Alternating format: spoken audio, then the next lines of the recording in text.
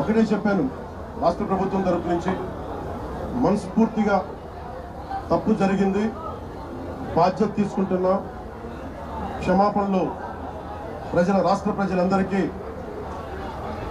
వెంకటేశ్వర భక్తులందరికీ, ఏడుకొండలవాడి భక్తులందరికీ, హైందవ ధర్మాన్ని నమ్మిన ప్రతి ఒక్కరికి, క్షతగాత్రులైన వారికి, ప్రతి ఒక్కరికి, ప్రాణాలు కోల్పోయిన వారికి, వారి కుటుంబాలకి, స్నేహితులకి, బంధువులకి తప్పు జరిగింది. మనస్ఫూర్తిగా రాష్ట్ర ప్రభుత్వం క్షమాపణలు అడుగుతుంది, రెండు చేతులెత్తి క్షమాపణలు అడుగుతుంది. జరగకుండా ఉండాల్సిన సమయం ఇది, చాలా ఆనందంగా దర్శనం చేసుకొని వెళ్ళిపోవాల్సిన సమయం ఇది. ఇలాంటి సమయంలో ఇలా జరగటం, లోపల ప్రతి ఒక్కరితో మాట్లాడితే నాకు అర్థం కానిది ఏంటంటే, ఎప్పుడు ఇలాంటి దుర్ఘటన జరగల. కేవలం ఇది ప్రతి చోట వినిపిస్తుంది, క్రౌడ్ మేనేజ్మెంట్ సరిగ్గా జరగలేదు అని.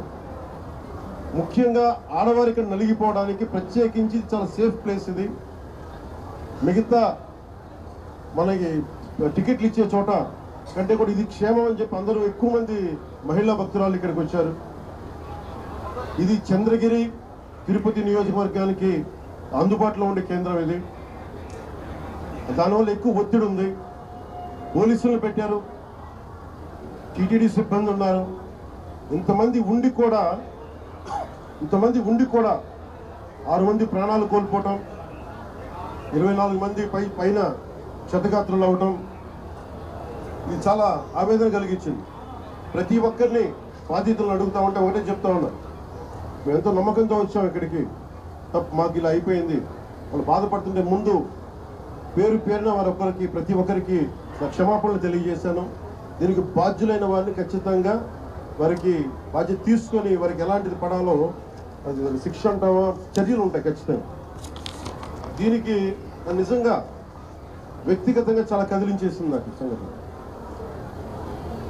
కొత్త టిటిడి బోర్డు ఉంది, దీనికి పూర్తి బాధ్యత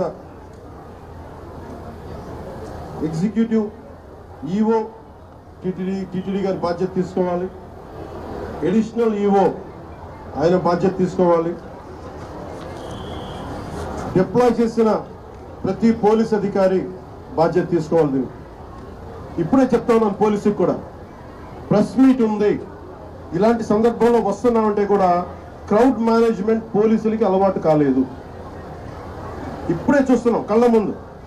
అంటే కంట్రోల్ చేసి ఒక డిప్యూటీ సీఎంగా ఉండి నేను మాట్లాడి బాధ్యత తీసుకుంటే తప్ప ఈ ప్రెస్ మీట్ జరిగే పరిస్థితిలో లేదు.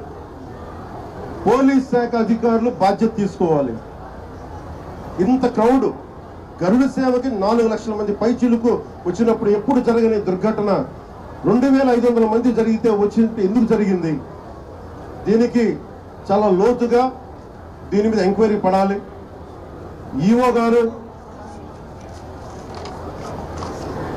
గారు శ్యామలరావు గారు కానీ, అడిషనల్ ఈఓ శ్రీ వెంకయ్య చౌదరి గారు కానీ మీరు ప్రప్రథమంగా మీరు బాధ్యత తీసుకోవాలి మీ ఇద్దరు. ఎందుకంటే ఇది బ్లేమ్ గేమ్ కాదు.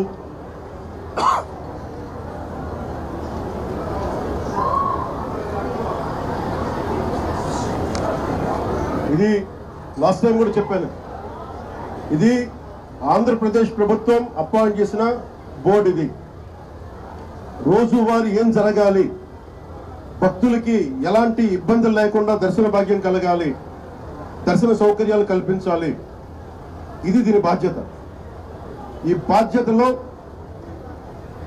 వెంకయ్య చౌదరి గారు కానీ, శ్యామలరావు గారు కానీ మీరు విఫలమయ్యారు.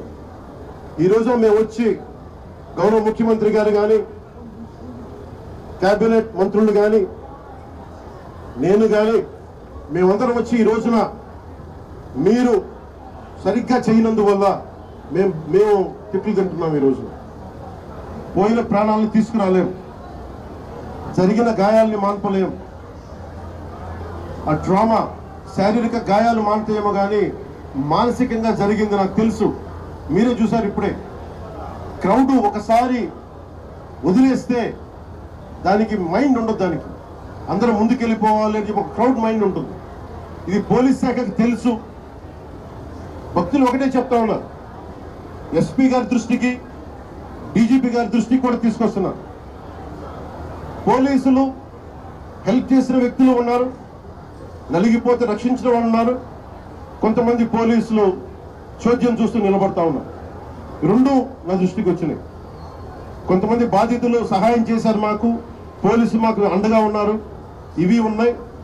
కానీ కొంతమంది పోలీసు మమ్మల్ని సరిగ్గా పట్టించుకోలేదు, సహాయ కార్యక్రమాలు చేయలేదు, నిలబడలేదు. ఇది కూడా